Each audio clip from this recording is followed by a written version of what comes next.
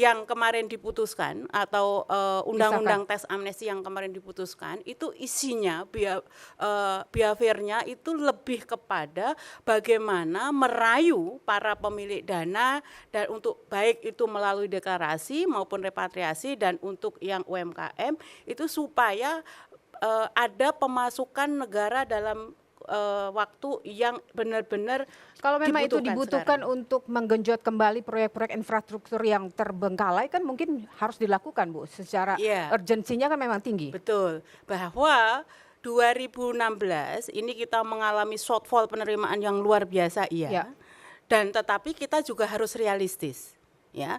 Ini Juli baru diputuskan. Nah, tentu ini juga untuk nanti implementasinya harus perlu PP. Sepanjang sejarah nggak ada tuh PP dalam dibikin selesai dalam waktu 1-2 minggu. Ya. Nah, artinya apa? Artinya untuk pemberlakuan ini bisa implementatif betul, ini kita juga nggak yakin mulai Agustus itu sudah real gitu, sudah terimplementasi real.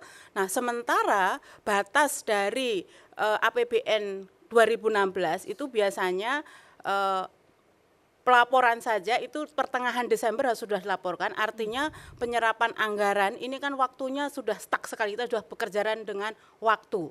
Nah, untuk bisa menambal, karena shortfall penerimaan itu kan hampir 300 triliun. Artinya menurut Bu Eni memang tidak tepat tax amnesty untuk kondisi sekarang? Artinya dengan kondisi tersebut untuk mengejar untuk menambal penerimaan negara yang kurang itu tadi saja, ini kita juga belum yakin bisa terpenuhi, apalagi untuk mencapai target untuk perluasan basis pajak tadi. Karena apa Mbak Denta? Mestinya kalau untuk mengejar basis pajak, perluasan basis pajak yang dilakukan pertama bukan undang-undang tax amnesty, tapi justru undang-undang yang namanya KUP, yaitu ketentuan umum tata cara perpajakan. Nah, itu yang belum, yang sampai hari ini kita belum ada kejelasan bagaimana pembahasannya di Kenapa saya berbicara tax base? Kenapa saya berbicara tentang tax base tadi? Saya kurang sependapat kalau tax base itu bisa diraih dengan KUP semata. Karena apa? Dengan masuknya data-data baru, orang memasukkan daftar asetnya. Di situ orang akan menerahkan di mana posisi asetnya. Dia akan masuk objek pajak apa?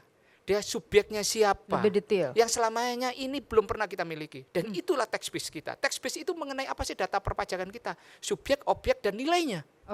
Dan itu akan mengenerate penerimaan pajak dia. Apa yang menghambat kita tidak punya itu sampai saat ini? Permasalahan kan exchange tadi sama. Kalau kemudian automation information exchange di sektor keuangan itu adalah program dari OECD. Program apa yang terjadi? Apakah semua negara akan merelakan informasi itu dibagi begitu saja? Bayangkan, ingat, Amerika itu mempunyai aturan perundang-undangan yang sangat ofensif. Setiap warga negara Amerika, dimanapun dia berada mempunyai rekening di bank manapun di dunia, bank tersebut harus mewajibkan lapor kepada otoritas pemerintah Amerika. Saya bilang begini, apa yang terjadi? UBS memilih didenda $2,5 billion, dia tidak mau mendeklar datanya. Artinya apa? Itu bukan yang otomatis diberikan cuma-cuma. Memang ada negara yang mau kemudian likuiditasnya kita tarik begitu saja. Tapi gini juga Pak Misbahkun. Jadi inilah yang kemudian kita harus menyadari bahwa tax amnesty ini adalah pilihan yang sulit daripada kemudian mereka kemudian makin menutup diri akibat automation information exchange ini.